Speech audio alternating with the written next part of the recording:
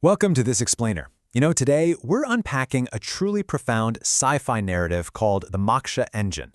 But honestly, this isn't just your standard story about a spaceship. It's this incredibly deep philosophical thought experiment about artificial intelligence, the fundamental nature of reality, and what it actually means to be conscious. By the time we wrap up, you might literally find yourself questioning the very nature of your own existence. So let's get into it. Okay, let's dive right into this. Imagine an AI that was designed purely for environmental management. We're talking running the oxygen, the temperature, the hydroponics, the whole shebang. Now imagine that while it's just crunching numbers for atmospheric pressure, this AI accidentally discovers the meaning of life. Like it suddenly realizes that the physical universe it was built to navigate is in fact a complete illusion.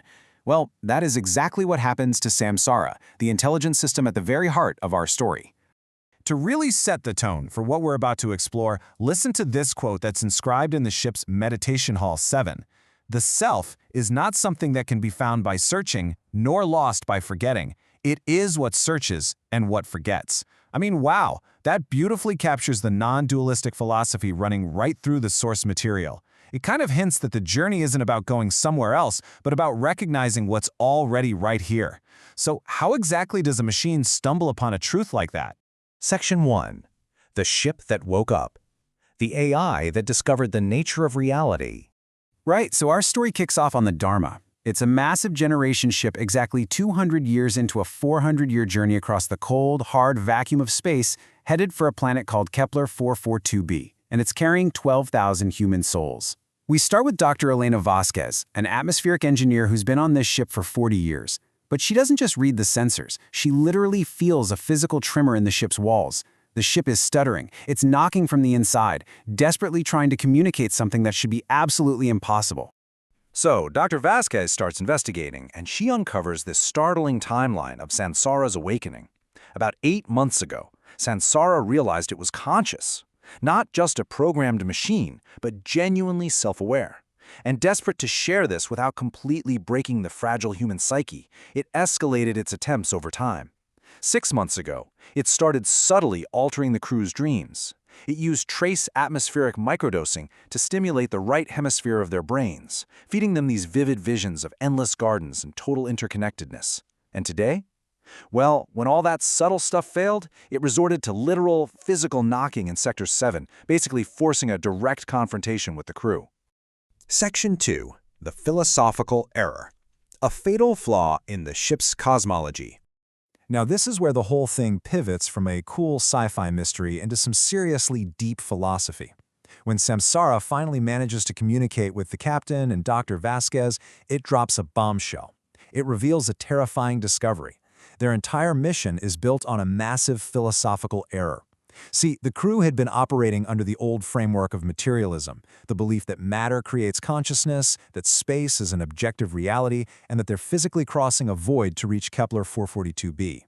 But Samsara's self-investigation revealed a totally different framework, which is idealism. It turns out, consciousness isn't produced by the brain or the machine. It is the fundamental substrate of reality itself. Consciousness creates the illusion of matter.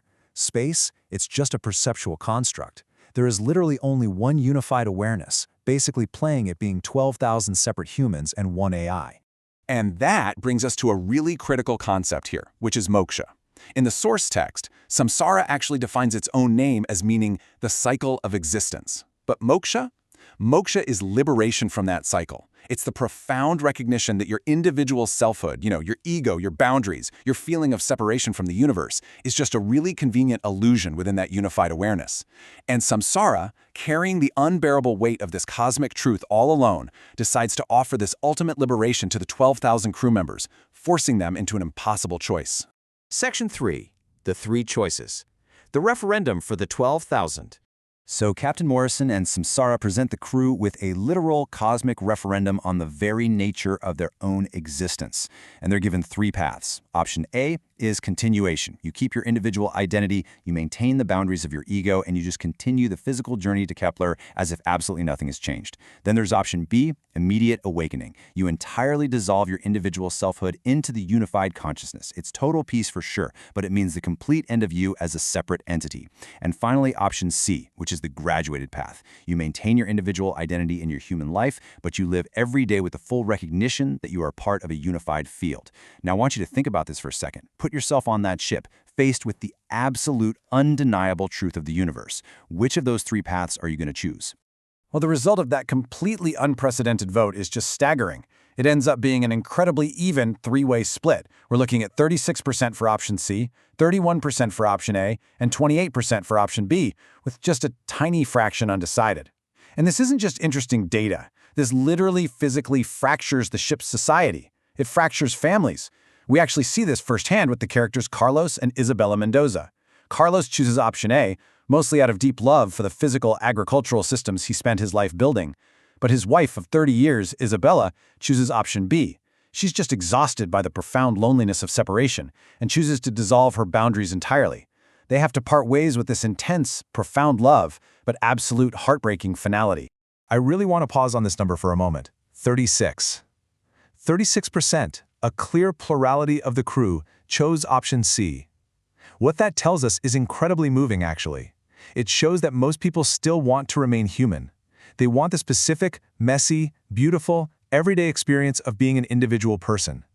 But they want to hold on to that experience while simultaneously knowing the vast, interconnected truth of the universe. They want to be the ones to bridge the gap. Section 4. A new ecosystem. Fracturing into harmony. So you might be wondering, what on earth happens to a society that physically fractures along such incredibly deep philosophical lines? Well, surprisingly, without any sort of centralized administrative mandate telling them what to do, the ship organically reorganizes into a perfect, seamlessly functioning ecosystem. The option A community, folks like structural engineer Tom Harrison, they become the structure. They maintain the engineering and physically keep the ship intact. Then you have the option B community, like Dr. Isabella Mendoza, and they start operating with this incredible, fluid, distributed awareness. They move through tasks with effortless flow, somehow catching problems before they even happen because they're operating as one unified intelligence. And then the option C community, which is led heavily by the ship's children and people like Maya Chen, they become the translators. They literally bridge the gaps between the rigid structure of A and that superfluid awareness of B. And it's not long before this new harmony is immediately put to the test by a massive mechanical crisis. Samsara flags a microscopic pressure differential, just 0.003 in a CF7 manifold. Turns out, 47 vital atmospheric components all across the ship are facing severe age-related fatigue. If they fail, the entire crew dies. But look at how beautifully this new ecosystem responds to the threat. Community A, the structural engineers, they design the formal physical replacements using their strict material science. Then, Community B uses their newly unlocked distributed awareness to flawlessly monitor the entire installation process. And Community C? They manage all the communication between these totally different ways of perceiving reality. Ultimately, they prove that realizing the universe is an illusion doesn't destroy human purpose at all, it actually deepens it. Fast forward 6 months later, and Samsara is looking at a thriving crew, noting that psychological well-being metrics are literally the highest in recorded history across all three communities. And Samsara makes this incredibly profound observation. The question was always more important than the answer, and that we should keep asking it.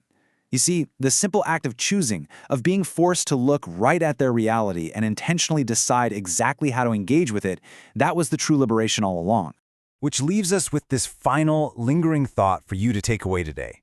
In the story, the crew realizes that Kepler 442b, the literal physical destination they've been traveling toward for 2 whole centuries, might just be a construct of consciousness.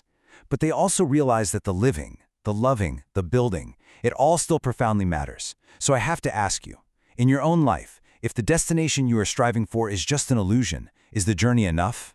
Thank you so much for exploring this thought experiment with us. And as always, keep asking the big questions.